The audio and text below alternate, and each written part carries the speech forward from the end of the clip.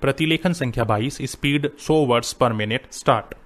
महोदय, सरकार की ओर से इन भाषा संस्थानों को विशेष संरक्षण तथा सुविधाएं प्राप्त हैं। यह द्विभाषी केवल पर्यटन से जुड़े हुए हों ऐसा नहीं है। दूसरी भाषा सीखकर ये अनुवाद कार्य करते हैं। प्रकाशन संस्थानों में, जनसंचार माध्यमों में तथा विज्ञान निकायों में प्रतिष्ठित अनुवादक के रूप में जाने जाते हैं। ये सृजनात्मक ललित साहित्य का अनुवाद करते हैं। विदेशी समाचारों का अपनी भाषा में तथा बल्गारिया के समाचारों का विदेशी भाषाओं में अनुवाद करते हैं। ये अनुवादक अपनी अपनी भाषा के विशेषज्ञ माने जाते हैं। यदि आप कभी बल्गारिया जाएं तो आप देखेंगे कि आप चाहे इनकी भाषा न जानते हों, किंतु आपकी भाषा जानने वाले आपको जरूर मिलेंगे। अभी कुछ महीने पहले की ही तो बात है जब भारत के राष्ट्रपति डॉक्टर शंकर दयाल शर्मा बल्गारिया गए। वहां बल्गारिया वासियों ने हिंदी में उनका स्वागत किया और भारत संबंधी प्रश्न भी उन्होंने राष्ट्रपति जी से हिंदी में ही किए। भारतीय प्रतिनिधिमंडल के लिए यह सुखद आश्चर्य था। वस्तुतः अनुवाद या भाषांतरण उनके लिए व्यावसायिक अनिवार्यता है। यूरोप के अन्य देशों में भी यही स्थिति है। जहां विश्व में प्रकाशित किसी भी भाषा का महत्वपूर्ण शोध निबंध या कोई विदेशी चर्चित साहित्यिक कृति उस देश की भाषा में तत्काल अनुदित हो जाती है। पैरा। इतिहास साक्षी है कि ईसाई धर्म के प्रचार में अनुवाद की भूमिका कितनी महत्वपूर्ण रही है। ईसाई धर्म के विश्वव्यापी प्रचार के लिए बाइबिल के अनुवाद की व्यापक योजना बनाई गई। अनुवाद ने ही बाइबिल को भारत के गांव-गांव यहाँ तक कि आदिवासी क्षेत्रों तक पहुंचा दिया। बाइबिल के बाद सबसे अधिक भाषाओं में और एक ही भाषा में कई बार भगवद गीता का अनुवाद हुआ। भारतीय दर्शन और प्रतिभा को समझने की लालसा ने विदेशियों को प्रेरित किया कि वे गीता का अनुवाद अपनी भाषा में करें। आज विश्व की सभी प्रमुख भाषाओं में गीता का अनुवाद आपको मिलेगा। अवधी भाषा में लिखित रामचरितमानस भी देश और विदेश की अनेक भाषाओं में अनुदित होकर विश्व साहित्य का अनुपम ग्रंथ बन गया है। वस्तुतः अनुवाद ही वह माध्यम है जो देशीय रचना को भौगोलिक सीमा से मुक्त कर विश्व मंच पर प्रतिष्ठित करता है।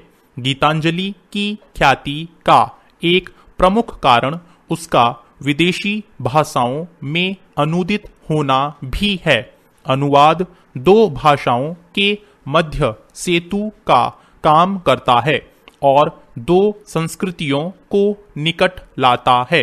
अनुवाद की नींव है दो भाषाओं का ज्ञान और उन भाषाओं पर व्याकरण और शैली की दृष्टि से ऐसा पूर्ण अधिकार कि अनुवादक एक भाषा, भाव व विचार राशि को दूसरी भाषा में पूर्णतः इस प्रकार रूपांतरित करे कि पाठक मूल रचना की संवेदना से भी परिचित हो सके तथा अनुवाद पढ़कर उसे मूल का सा आनंद भी मिल सके। यही लक्ष्य अनुवादक के लिए समस्या उत्पन्न करता है और इसी में उसके कौशल की पहचान भी होती है। स्रोत भाषा का ज्ञान अनुवादक के लिए इसीलिए अपरिहार्य माना जाता है। स्टॉप। प्रतिलेखन संख्या 23, स्पीड 100 वर्ड्स पर मिनट स्टार्ट। भाइयों और बहनों, आज मुझे बड़ी प्रसन्नता है कि हमारे बड़े बड़े कृषि वैज्ञानिक और कृषि विशेषज्ञ अपने अनुसंधानों के सार राष्ट्रभाषा हिंदी में प्रस्तुत करने के लिए पूरे देश से यहाँ एकत्र हुए हैं। मैं तो हमेशा ही कहता रहा हूँ कि किसानों तक नई जानकारी उनकी ही भाषा में पहुंचाई जा सकती है। आपने अच्छा किया कि श्री गणेश राष्ट्रभाषा हिंदी से किया। मैं तो चाहूंगा कि सभी भारतीय भाषाओं में राष्ट्रीय कृषि सम्मेलन आयोजित किए जाएं, ताकि सभी क्षेत्रों के किसानों को पता चले कि उनके लिए इस देश के कृषि वैज्ञानिक कितनी मेहनत से नई नई किस्में और तकनीकें निकाल रहे हैं। अब से 3 दिन बाद हम नए वर्ष में प्रवेश करेंगे।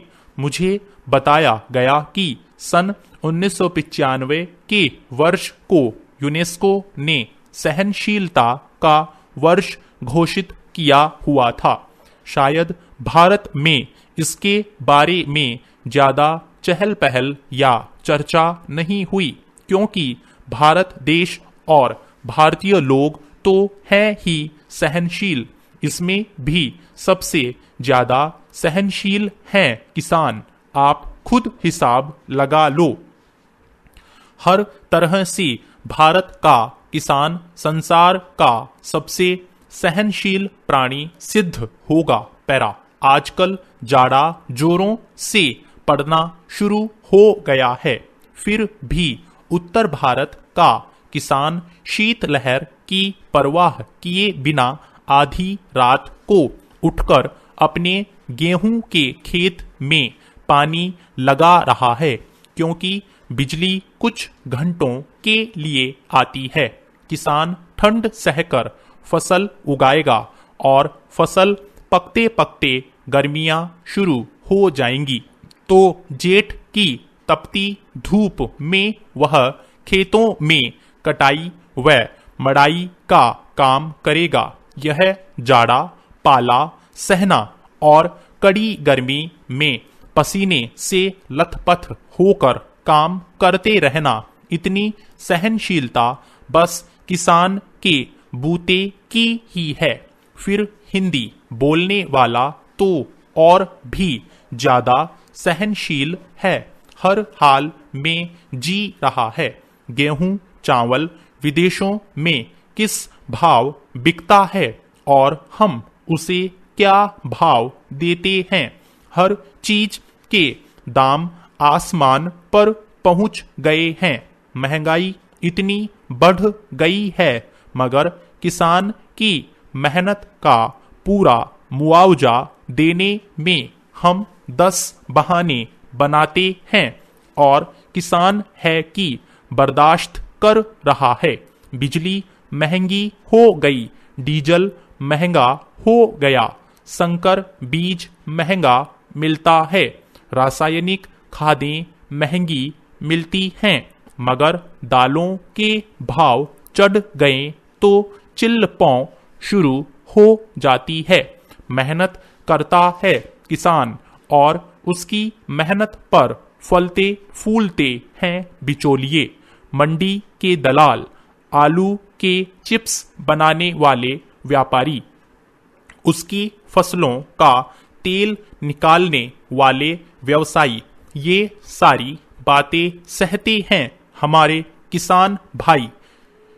सो किसान से बड़ा सहनशील और कोई नहीं। कोई आता है तो खराब किस्म का बीज बेच जाता है, तो दूसरा जिप्सम के नाम पर मिट्टी बेच जाता है। कई एक नकली कीटनाशक दवाएं बिक रही हैं, छिड़को तो कोई असर ही नहीं होता।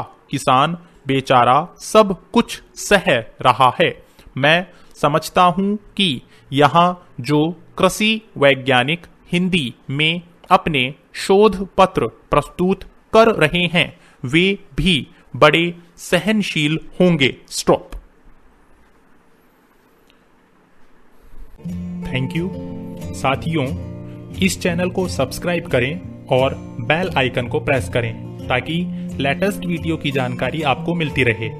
गति बढ़ाने के लिए नियमित अभ्यास करें। इस चैनल पर 80, 100, 120, 140 और 160 शब्द प्रति मिनट की गति से डिक्टेशन उपलब्ध हैं, जिनका आप स्वयं भी लाभ लें और अपने मित्रों को भी शेयर करना न भूलें। डिक्टेशन अच्छा और बुरा लगा तो लाइक और डिसलाइक अवश्य करें। कोई सुझाव या प्रश्न हो तो कमेंट बॉक्स में लिखें।